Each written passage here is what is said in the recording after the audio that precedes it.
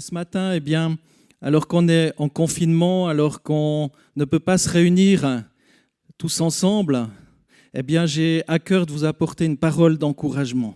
Une parole que vous voyez aussi, que j'ai intitulée « La puissance de l'encouragement ». Je crois qu'il y a une puissance dans l'encouragement et on a besoin d'être encouragé. J'ai besoin d'être encouragé. J'imagine que plusieurs, peut-être, vous êtes sans travail à l'heure actuelle, ou peut-être vous vous faites du souci pour demain, vous vous faites du souci pour votre entreprise, vous vous faites du souci pour votre place de travail, en disant mais comment ça sera plus tard. Mais je crois que dans la parole de Dieu, il y a vraiment une source inépuisable d'encouragement. Et c'est ce qu'on va voir ce matin. Et la parole de Dieu nous invite aussi à être nous-mêmes une source d'encouragement. Dans Romains 12, verset 8, il est écrit « Si quelqu'un a le don d'encourager, qu'il encourage ». Alors vous me direz peut-être, moi, j'ai pas le don d'encourager.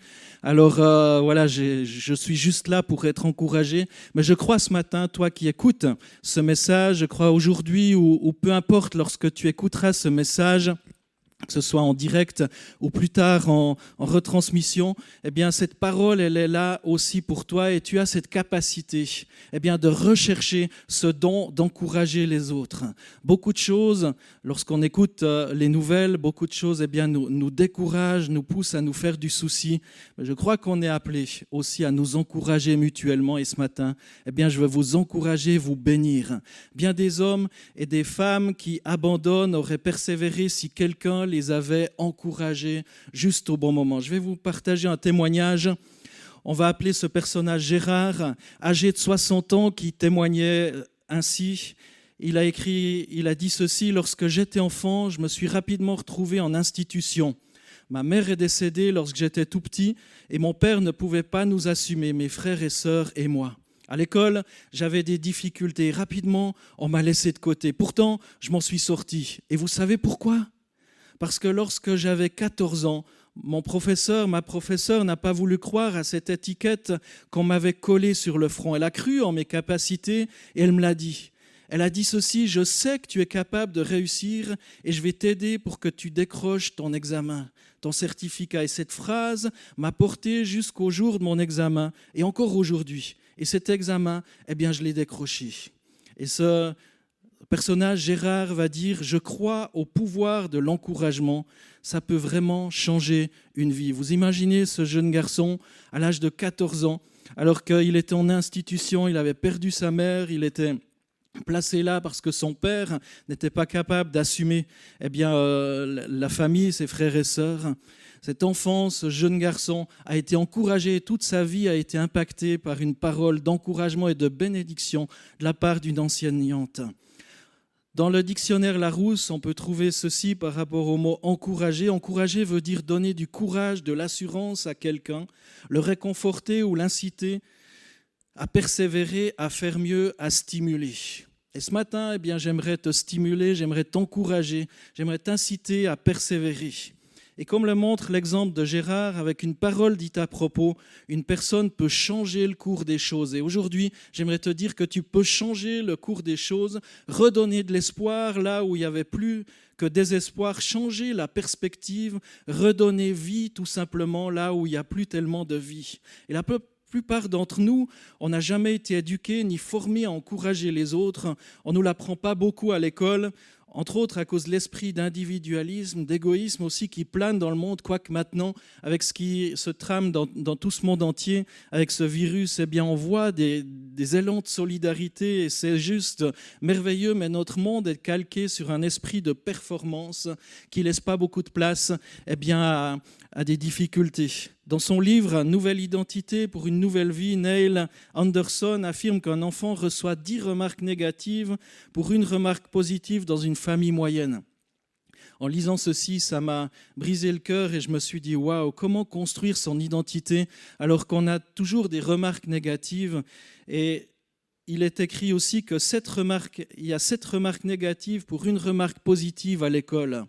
Comment construire une vie alors que les choses sont ainsi, semble-t-il. Pourtant, selon cette même étude, on apprend qu'il faut 4 remarques positives pour neutraliser l'effet d'une remarque négative. Alors je crois en la puissance de la parole de Dieu, je crois en cette puissance de relèvement et je crois en la puissance de la parole de Dieu qui nous dit qu'elle ne revient pas à Dieu sans effet. Et comme je l'ai lu dans Romains 12:8, si quelqu'un a le don d'encourager, qu'il encourage. Et ce matin, que tu sois encouragé. Mais j'aimerais te rappeler aussi, par rapport à Dieu, et c'est mon premier point, que Dieu est un Dieu d'encouragement. Peu de personnes réalisent que Dieu est un Dieu d'encouragement. Et si l'on demandait à beaucoup de gens les principales caractéristiques de Dieu, ils diraient peut-être qu'il est un Dieu sévère, d'autres pourraient dire qu'il est un Dieu puissant ou un Dieu jaloux ou un Dieu de justice, peut-être un Dieu d'amour pour certains, mais excessivement peu souligneraient que Dieu est un Dieu d'encouragement. Et c'est ce qu'on regarde ce matin, que Dieu est véritablement un Dieu d'encouragement. Avec le coronavirus, peut-être que certains disent même qu'il est un Dieu injuste, un Dieu cruel. Mais ce matin, j'aimerais t'encourager à tourner tes regards vers la parole de Dieu. Et dans le livre du Deutéronome, au chapitre 31, verset 23, il est écrit « L'Éternel donna ses ordres à Josué, fils de Nun. Il dit « Fortifie-toi et prends courage, car c'est toi qui feras entrer les Israélites dans le pays que j'ai juré de leur donner. Je serai moi-même avec toi. » Et ce matin, Dieu te dit « Fortifie-toi et prends courage. Je serai avec toi, je serai moi-même avec toi. » Dieu encourage bien des fois Josué en lui disant « Prends courage et fortifie-toi ». Et je crois que si Dieu s'adressait ainsi à Josué, il veut s'adresser ainsi aussi à chacun d'entre nous. Josué avait besoin d'entendre cette parole. Peut-être toi qui écoutes ce message, tu as besoin d'entendre cette parole « Prends courage, fortifie-toi, car je serai moi-même avec toi ». Il en avait profondément besoin. Et cette parole de vie dans la bouche de Dieu n'a pas quitté Josué parce qu'il a cru en cette parole de l'Éternel. Josué pouvait se rappeler chaque jour de sa vie ce puissant encouragement que lui avait donné le Seigneur. Et il dira encore dans Josué 1, verset 5, « Nul ne tiendra devant toi tous les jours de ta vie. Je suis avec toi comme je l'ai été avec Moïse. Je ne te délaisserai pas, je ne t'abandonnerai pas. » Je ne sais pas si vous avez une Bible, mais en tous les cas, vous pourriez la sortir et noter ce verset qui s'adresse aussi à vous et qui est affiché, que vous pouvez lire. « Nul ne tiendra devant toi tous les jours de ta vie. Je suis avec toi comme je l'étais avec Moïse. Je ne te délaisserai pas, je ne t'abandonnerai pas. » Peut-être tu as l'impression d'être abandonné, d'être délaissé. Mais on aimerait t'encourager aussi et te bénir et te dire que tu peux aussi compter. Et bien sûr, beaucoup de personnes qui sont autour de toi. Et si tu es seul, on se fera un plaisir aussi de répondre à ton appel. Tu peux écrire un email ou nous contacter par téléphone, trouver notre contact. Mais on aimerait aussi être un petit peu ces porte-parole de Dieu et t'encourager et te rappeler aussi ce que Dieu a dit à Moïse, « Je ne te délaisserai pas, je ne t'abandonnerai pas. » Quelle parole encourageante. Et à notre tour, on est appelé à être des partisans d'encouragement dans le monde qui se trouve être avec peu d'espérance. J'aimerais vous donner un autre témoignage. Celui-ci, je l'ai vécu personnellement. J'ai un de mes plus proches amis qui est décédé des suites du cancer l'année passée à l'âge de 49 ans. Et ça faisait une dizaine d'années qu'il se battait avec le cancer. Mais toujours lorsque j'étais avec lui, il avait une parole d'encouragement et ça m'a impacté. Et je crois que ce témoignage m'impacte encore aujourd'hui. La vie de cette personne m'impacte encore aujourd'hui. Jamais il ne se plaignait. Et pourtant, il aurait eu des raisons de se plaindre. Toujours, il cherchait à encourager. Et je peux reconnaître aujourd'hui combien Dieu l'a utilisé pour m'encourager dans des moments difficiles. Il a été source d'encouragement pour beaucoup de personnes. J'imagine que plusieurs le connaissent. Il aurait pu se plaindre, il avait des raisons valables de le faire dans sa situation de souffrance et de maladie, cette maladie qui a fini par l'emporter, mais jusqu'au bout. Il a choisi d'encourager les gens qui venaient le voir aussi sur son lit d'hôpital. Il a choisi de bénir les autres par ses encouragements. Et aujourd'hui, même dans les difficultés, tu peux choisir de bénir les autres parce que lorsqu'on sait où on va, on n'a pas à craindre, même si notre vie se termine ici-bas. Et voici ce que le Seigneur aussi a déclaré à un prophète dans l'Ancien Testament, dans le livre de Daniel. Daniel qui se sentait incapable de s'approcher de Dieu, qui se sentait incapable de sa mission. Il avait déjà vécu beaucoup de choses, il était là en déportation. Dans Daniel 10, verset 19, Dieu rappelle à Daniel ceci, « Toi que Dieu aime, n'aie pas peur. Sois en paix, reprends courage, retrouve tes forces. » Pendant qu'il me parle, mes forces reviennent et je dis, « Mon Seigneur, tu peux me parler parce que tu m'as rendu des forces. » La parole du Seigneur est là comme une force, comme un secours dans la détresse. Et c'est ce que Dieu veut être pour toi aujourd'hui, mais pas seulement aujourd'hui alors que tu entends ce message, mais Dieu veut être un secours dans la détresse demain ou après-demain, ou peu importe, lorsque tu entendras ce message, Dieu veut être un secours dans la détresse tous les jours de ta vie. Deuxième chose que j'aimerais te partager avec toi ce matin, c'est l'encouragement. Ouvre le cœur des gens à recevoir plus de Dieu. Jésus aussi encourageait les gens, alors même qu'il allait faire un miracle dans les secondes à venir. Pour Jésus, il fallait l'encouragement avant le miracle. Pour que les gens puissent entrer dans ce miracle, dans le miraculeux, parfois dans la guérison, eh bien Jésus avait besoin de les encourager avant. Je ne sais pas si vous avez déjà fait attention, mais Jésus préparait le cœur des gens en les encourageant. Lorsqu'il est encouragé par une parole inspirée par Dieu, eh bien c'est comme si ton cœur s'ouvre à la présence de Dieu. C'est comme un rafraîchissement, une bouffée d'oxygène. De la même façon, lorsqu'on accepte les paroles de découragement, celles-ci viennent nous briser le moral, nous coupent bien souvent notre motivation, nous met vraiment avec le moral complètement dans les chaussettes et on écoute le découragement, on se nourrit de ce découragement et finalement on n'a plus de force. Mais ce matin, j'aimerais t'encourager à écouter la parole du Seigneur, eh bien, qui est là pour te relever. Dans Matthieu 9, verset 2, on voit cet exemple de Jésus-Christ. Voici, on lui amena un paralytique donc à Jésus, couché sur un lit. Jésus, voyant leur foi, donc aux personnes qui amenaient ce paralytique, voyant leur foi, dit au paralytique, « Prends courage, mon enfant, tes péchés te sont pardonnés. » Donc il y a vraiment cet encouragement pour le paralytique, où Jésus lui dit cette chose incroyable, « Prends courage, mon enfant, tes péchés sont pardonnés. » Il aurait pu dire, mais voilà, prends courage, je te guéris. Mais Jésus lui dit déjà, prends courage. Et le fait eh bien, que Jésus s'adresse à lui, que Jésus l'encourage, le fortifie, lui dit, mais arrête d'avoir le moral dans les chaussettes, prends courage, ça l'a ouvert au miraculeux et finalement à la guérison. Cet homme qui était paralysé depuis toujours, eh bien, va retrouver eh bien, la motricité, la mobilité. Dans Matthieu 9, verset 22, il y a un autre témoignage. Jésus se retourna et dit, en la voyant, c'était une femme qui avait une perte de sang depuis de nombreuses années. Vous pouvez lire dans Matthieu 9 le contexte. Jésus se retourna et dit, en la voyant, « Prends courage, ma fille, ta foi t'a guérie. » Et cette femme fut guérie à l'heure même. Moi, ça m'impressionne. Eh bien, le fait que Jésus va encourager les gens à qui il s'adresse. Jésus aimait encourager les gens. Et je crois que ce matin, il y a une parole d'encouragement pour toi. Dieu veut t'encourager. Quoi que ce soit que tu vives, Jésus veut t'encourager. Il savait que la foi ne s'élève pas d'un cœur découragé. Lorsque tu es découragé, il paraît si difficile d'avoir la foi. Et c'est pourtant là qu'on a souvent le plus besoin d'être encouragé quand c'est difficile.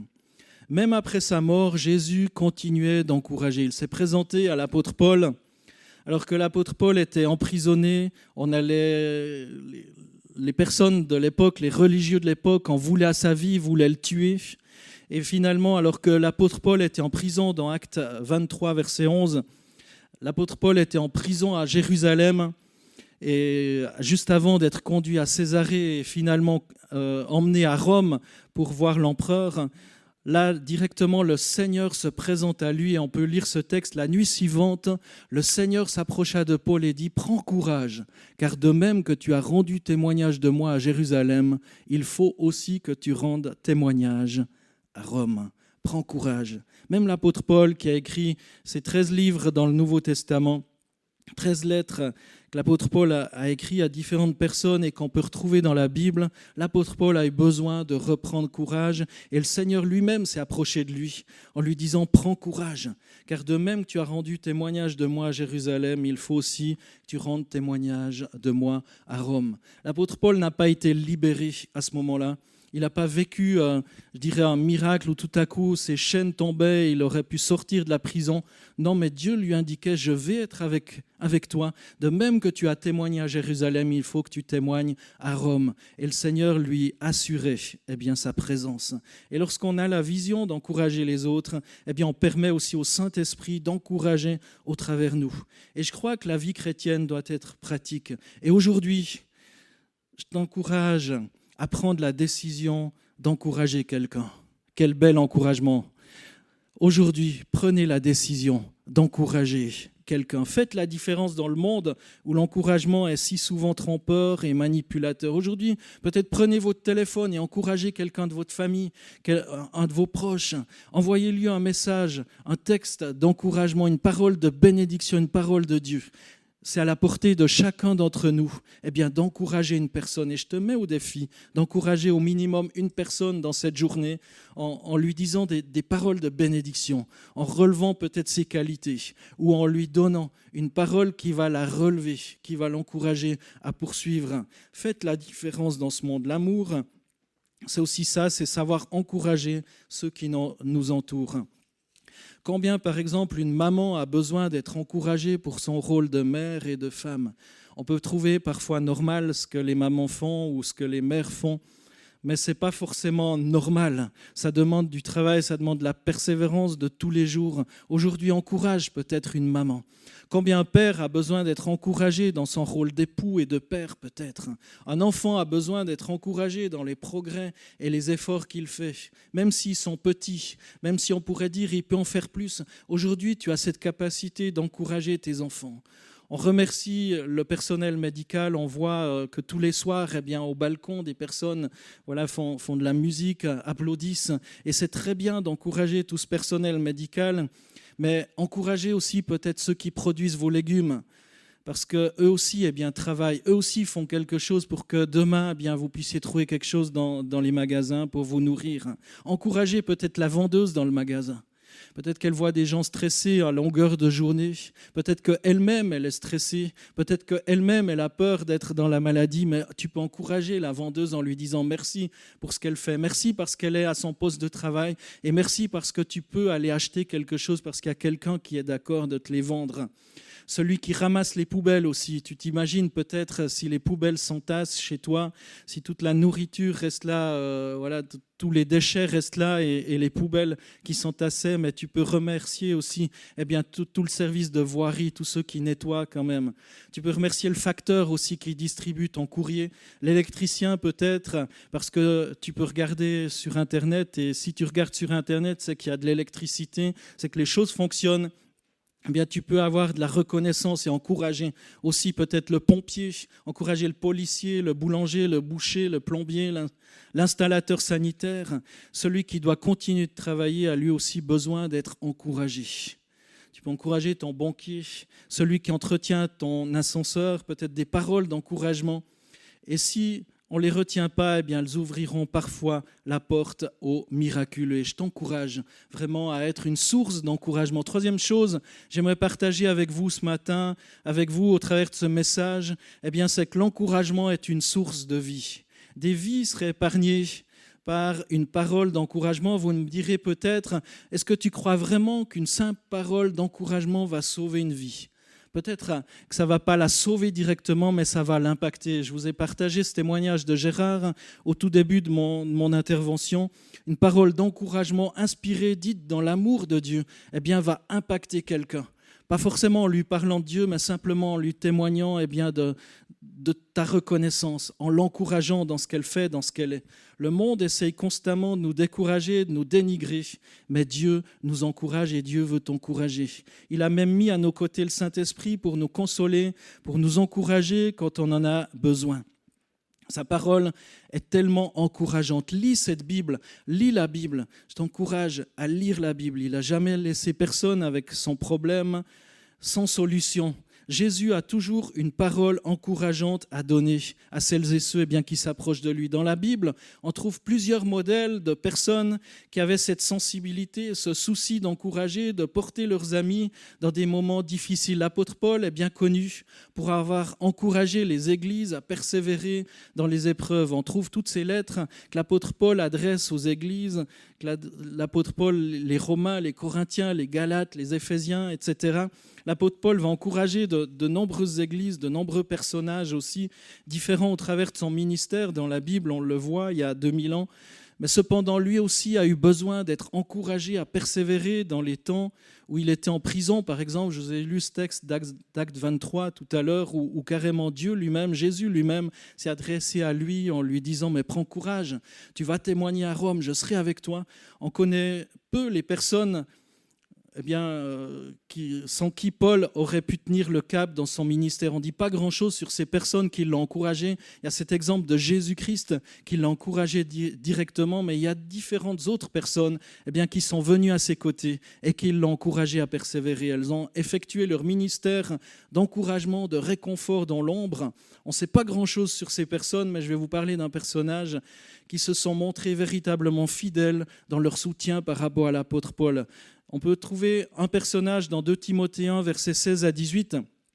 On nous parle d'Onésiphore, que le Seigneur montre sa bonté à la famille d'Onésiphore. C'est l'apôtre Paul qui parle dans sa lettre à Timothée ceci, que le Seigneur montre sa bonté à la famille d'Onésiphore. En effet, il m'a souvent encouragé. Il n'a pas eu honte de moi qui suis en prison. Au contraire, dès son arrivée à Rome, il m'a cherché partout et il m'a trouvé. Je ne sais pas si vous vous rendez compte, cette parole, cette puissance de cette parole, il m'a souvent encouragé. Pas juste une fois, pas juste 2 fois, mais l'apôtre Paul a été souvent encouragé par Onésiphore. Et Paul relève aussi cette bénédiction qu'il a eue. Au verset 18, l'apôtre Paul va dire que le Seigneur Jésus lui donne de recevoir la bonté de Dieu le jour du jugement.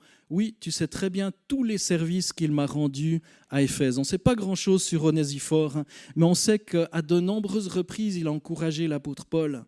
Il n'a pas eu honte de lui alors qu'il était en prison. Il aurait pu dire « Ah là là, en prenant soin de Paul qui est en prison, je risque pour ma vie. Peut-être que des gens vont aussi me jeter en prison parce que je vais être complice de ce que Paul fait et je vais fuir. » Non, l'apôtre Paul n'a pas eu honte et très souvent, il a encouragé. Onésiphore a très souvent encouragé l'apôtre Paul. Encourager, soutenir quelqu'un, ce n'est pas un acte anodin, ni dans la portée de cet acte, ni dans l'effort nécessaire pour fournir ce but. Ça demande un effort, ça demande peut-être de sortir de ta zone de confort, ça demande aussi de dire mais comment je peux encourager telle ou telle personne qui a tellement le moral dans les chaussettes. Tu peux trouver le moyen de l'encourager. Comme Paul le reconnaît, Onésiphore n'a pas regardé à son propre intérêt ni à sa fatigue. Il a dit « Il m'a cherché partout et il m'a trouvé ». Ça a demandé un effort à Onésiphore. Vous imaginez, dans une ville, il n'y avait pas d'internet, il n'y avait pas de téléphone portable pour se fixer un rendez-vous et trouver un moment pour se rencontrer. Non, il n'y avait pas tous ces moyens qu'on a aujourd'hui. Et Onésiphore a vraiment cherché partout l'apôtre Paul parce qu'il voulait vraiment l'encourager. Est-ce que ce matin, tu veux vraiment encourager une personne ? Onésiphore était déterminé à soutenir Paul dans toutes ses souffrances. Il a passé du temps à le rechercher pour lui témoigner son affection et même se mettre à son service parce que dans les prisons, si tes proches t'apportaient pas de la nourriture ou des choses, tu avais juste le minimum, juste assez pour pas mourir, mais pas beaucoup plus. Et là, Onésiphore voulait se mettre au service de l'apôtre Paul, lui rendre ce service, le réconforter, l'encourager. C'était la priorité. Réconforter, encourager Paul était la priorité d'Onésiphore. Peu importe ce qui lui en coûtait, ce qu'il risquait d'y perdre pour lui-même, il avait un intérêt véritable et authentique pour son ami. Et Onésiphore n'a pas attendu que Paul le contacte, que Paul lui envoie un WhatsApp ou un SMS ou un message sur Facebook. Il n'a pas entendu toutes ces choses.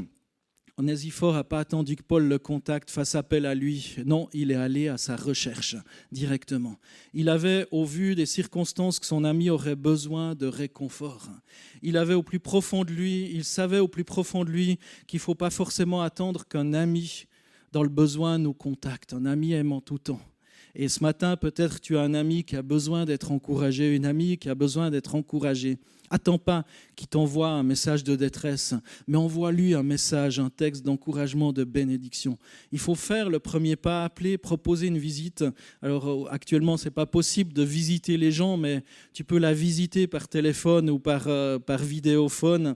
Tu peux lui faire une visite, même virtuelle, l'encourager, prier pour lui, pour elle, aller de l'avant. Et je t'encourage à être non seulement un consommateur de la bénédiction, mais à être un transmetteur de la bénédiction. Je vais conclure ce message.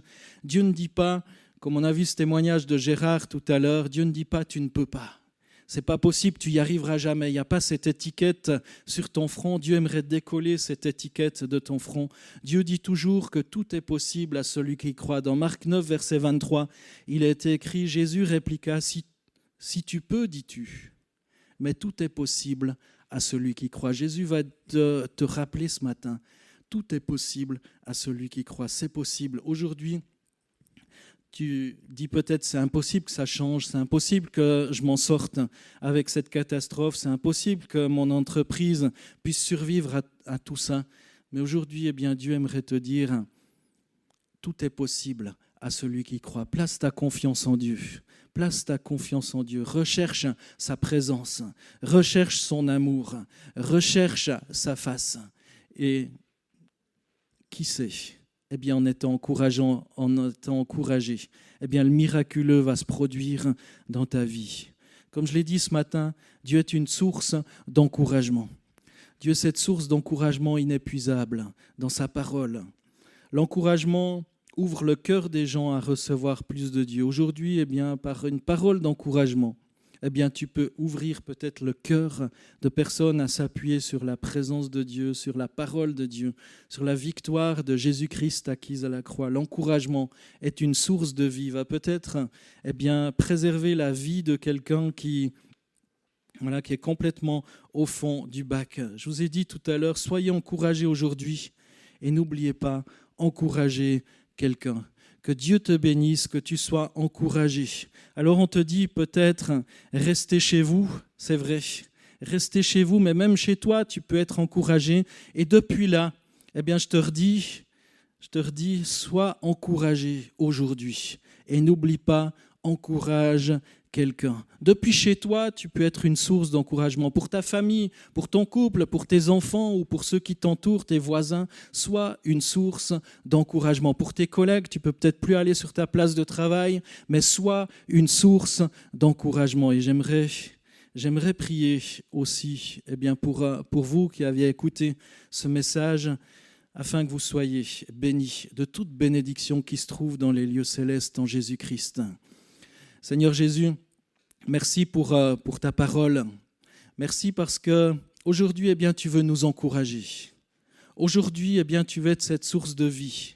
Aujourd'hui, Seigneur, tu veux que nos cœurs s'ouvrent à recevoir plus de toi, mais aussi eh bien, qu'on puisse transmettre plus de toi aux autres.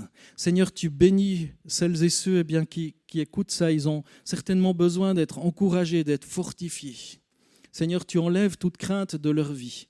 Et Seigneur, tu leur rappelles ta bonté, ta victoire. Ceux qui sont peut-être sur un lit d'hôpital, eh bien, tu veux aussi te rapprocher d'eux, Seigneur, et leur rappeler que tout est possible à celui qui croit, que tu ne veux pas les abandonner dans la détresse, dans la souffrance, mais que tu es avec eux, Seigneur, dans cette souffrance, parce que toi-même, tu as connu cette souffrance en allant jusqu'au bout à la croix. Eh bien, béni soit ton nom, Seigneur. Merci parce que tu es la source de vie et peut-être celui ou celle qui doute de ton amour, de ta présence, de qui tu es. Eh bien, tu veux te rappeler à lui, à elle, Seigneur, afin qu'aujourd'hui, déjà, eh bien, que tu puisses entrer dans le cœur de cette ou ces personnes, eh bien, qui peut-être doutent de qui tu es. Seigneur, que ces personnes puissent crier à toi et dire, mais Seigneur, si tu existes, viens dans mon cœur. Si tu existes, Seigneur, eh bien, révèle-toi à moi. Et je t'encourage à rechercher l'Éternel.